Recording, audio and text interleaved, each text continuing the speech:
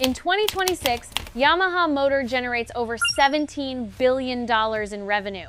They are one of the largest motorcycle manufacturers in the world. They have won 39 world championships. They make everything from superbikes to boats to industrial robots. But here's what nobody talks about. 70 years ago, Yamaha did not make motorcycles. They made pianos and organs and the occasional harmonica. The people running the company had never built an engine. They had never designed a transmission. They had never welded a frame. They were musicians and craftsmen who specialized in making instruments sound beautiful. And in 1955, with absolutely zero experience, they decided to enter a motorcycle market that already had over 100 competitors. Companies were going bankrupt every month. The competition included Honda, who had been making bikes for nearly a decade. Suzuki was already established. Dozens of other manufacturers were fighting over the same customers. Yamaha looked at this bloodbath of a market and said, yeah, we can do this. They copied a German motorcycle design that everyone else was already copying. They painted it a color nobody was using. They priced it 13 times higher than a college graduate's monthly salary. And then they bet their entire company on a product category they knew absolutely nothing about. This is the story of how a piano company made the biggest gamble in motorcycle history and won. So buckle up and hit that like and subscribe button because this is going to be wild. The Piano Factory. The Yamaha story starts in 1887 in Hamamatsu, Japan. A man named Torakusu Yamaha was working as a medical equipment repairman when a local school asked him to fix their broken reed organ. He became so fascinated that he built his own. With help from local businessmen, he founded Nippon Gaki, which means Japan Musical Instruments. By 1900, Yamaha had manufactured Japan's first piano. The company grew steadily. By the 1920s, the Kawakami family had taken over, and Nippon Gaki became the largest musical instrument manufacturer in Japan. Then came World War II. The Japanese government approached Yamaha with a request. Their expertise in woodworking and metalwork made them perfect for military manufacturing. Yamaha began producing wooden propellers for Japanese fighter planes and then metal propellers. The same precise craftsmanship that made their pianos beautiful was now keeping zero fighters in the air. When the war ended in 1945, so did the propeller contracts. Yamaha suddenly had factories full of sophisticated metalworking equipment and absolutely nothing to do with it. Japan's economy was devastated.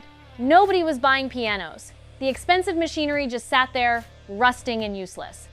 The crazy decision. This is where a 38-year-old named Genichi Kawakami enters the story. Kawakami became president of Nippon Gaki in 1950, inheriting a business in crisis. He was a different kind of leader, creative, willing to take risks. In 1953, he took a trip to the United States and Europe.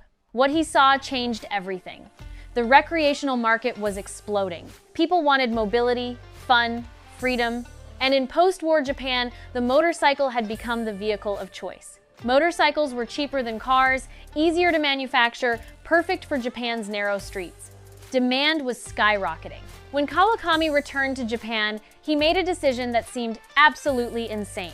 On November 7, 1953, he issued a highly confidential directive to Nippon Gaki's management team. Begin building a prototype motorcycle engine. Nobody at the company had ever built a motorcycle engine before. They had no expertise, no experience, no understanding of what the market demanded. But they did have one thing: all that equipment from the propeller factories. The precision casting technology. The metalworking expertise honed over decades of piano manufacturing. The same skills that let them cast flawless piano frames could theoretically be used to cast engine components. Kawakami's logic was unconventional but brilliant. If Yamaha could make a tuning fork vibrate with perfect precision, surely they could figure out how to make a piston move up and down. Here is where the gamble gets even crazier.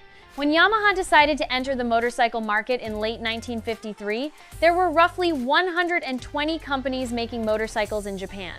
Some sources say as many as 150. The city of Hamamatsu alone had 44 motorcycle manufacturers competing for the same customers. New companies were launching every month and others were collapsing just as fast. The Japanese motorcycle market was brutal, cutthroat, unforgiving. Honda had been building motorcycles since 1946. They had nearly a decade of experience. Suzuki had entered in 1952. Both companies were already established with loyal customers and proven products. Yamaha was showing up to a war that had been raging for years, armed with nothing but piano-making skills and a confident attitude.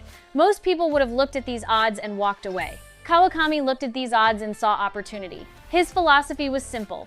If they could build a product that was truly world-class, superior to the competition, they had a chance. The question was, what motorcycle should they build?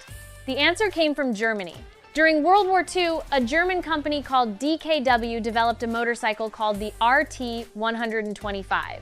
It was revolutionary, a small, efficient, reliable two-stroke engine with innovations that made it superior to most competitors. When Germany lost the war, the Allied forces seized DKW's patents as war reparations. The design was handed out to anyone who wanted it. The Soviets built copies in Russia. The British used it for the BSA Bantam. Americans created the Harley-Davidson Hummer. The DKW RT-125 became the most copied motorcycle design in history. When Yamaha's engineers started looking for a motorcycle to base their first product on, the copyright on the RT-125 had been voided. Anyone could copy it legally, and many companies already were. So Yamaha decided to copy it too. But here is where Kawakami's approach made all the difference. He did not just want to copy the RT-125, he wanted to improve it. His mantra became, whatever we can make ourselves, we should make, and everything we make will be better than the original. The development team spent months studying the German design. They reverse-engineered every component. Then they started making changes. The original DKW had a 3-speed transmission. Yamaha gave their version 4 speeds. The original required riders to put the transmission in neutral before kickstarting. Yamaha developed a primary kickstart system that let riders start the engine with the transmission in any gear. It was the first motorcycle in Japan to have this feature. The engineers applied the same obsessive attention to materials that they used for pianos. The casting expertise that made piano frames flawless created engine components with unusually tight tolerances. By August 1954, just 8 months after Kawakami's secret directive, they had a working prototype, the Red Dragonfly. Most motorcycle manufacturers in Japan were painting their bikes black. It was the standard. Black looked professional. Every major competitor used black. Yamaha painted their motorcycle chestnut red with cream accents. In a sea of identical-looking black motorcycles, the Yamaha would stand out like a cardinal in a flock of crows. It was a bold choice. Some thought it was foolish. But Kawakami understood something important. You cannot be remembered if you look like everyone else. In January 1955, Yamaha's Hamakita factory began production. The first bikes rolled off the line in February. They called it the YA1.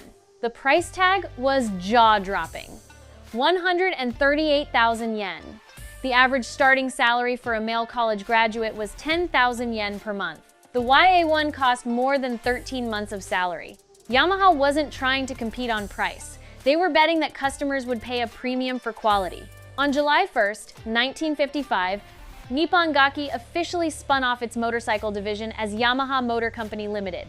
Kawakami became the first president. They had 274 employees, 2 single-story wooden factory buildings, 30 million yen in capital, and capacity to produce about 200 motorcycles per month. By industry standards, they were tiny. And then they did something that changed everything, proving it on the mountain. In July 1955, just months after the YA1 went on sale, Yamaha entered their brand new motorcycle in the 3rd Mount Fuji Ascent race. This was one of the most prestigious motorcycle competitions in Japan. The best manufacturers sent their finest machines. The YA1 won the 125 cubic centimeter class. A company that had been making pianos less than 2 years earlier had just beaten established motorcycle manufacturers at their own game. The victory sent shockwaves through the industry. But Yamaha wasn't done.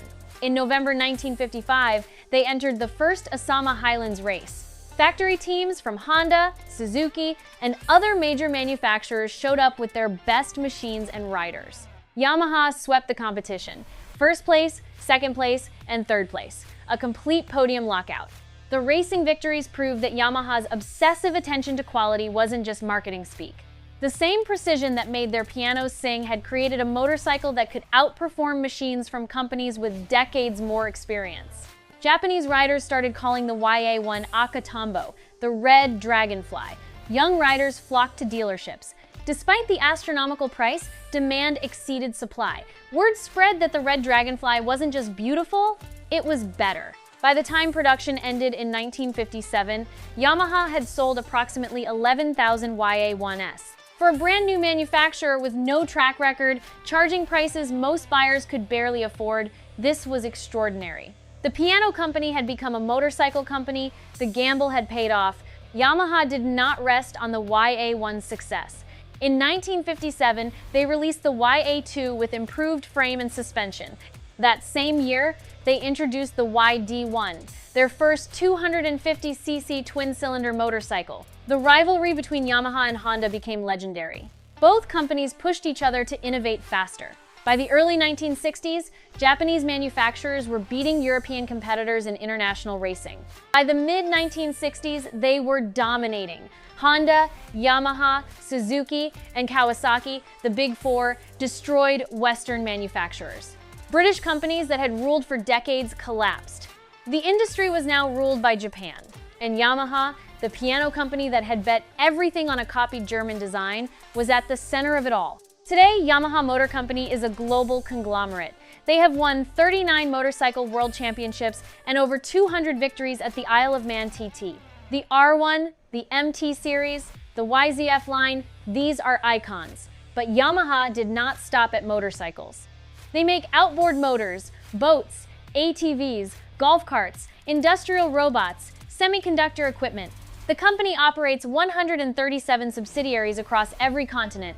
In fiscal year 2026, Yamaha Motor reports revenues of over $17 billion. They are still the world's second largest motorcycle manufacturer, trailing only Honda. The tuning fork logo is a direct callback to their musical instrument heritage. 3 tuning forks intertwined, a reminder that this massive empire grew from a piano factory. So what made the difference? Part of it was Genichi Kawakami's leadership, his willingness to bet big, his insistence on quality, his understanding that being different mattered as much as being good. Part of it was their musical instrument background. The precision casting, the attention to materials, the craftsmanship built over decades transferred to motorcycle manufacturing in ways nobody predicted. Part of it was timing.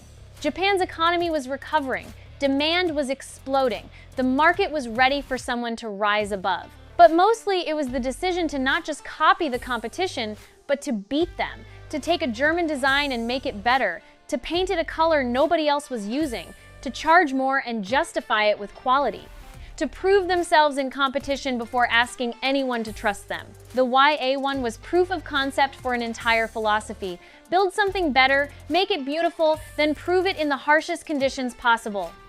That philosophy took a piano company to the top of the motorcycle world. And there you have it.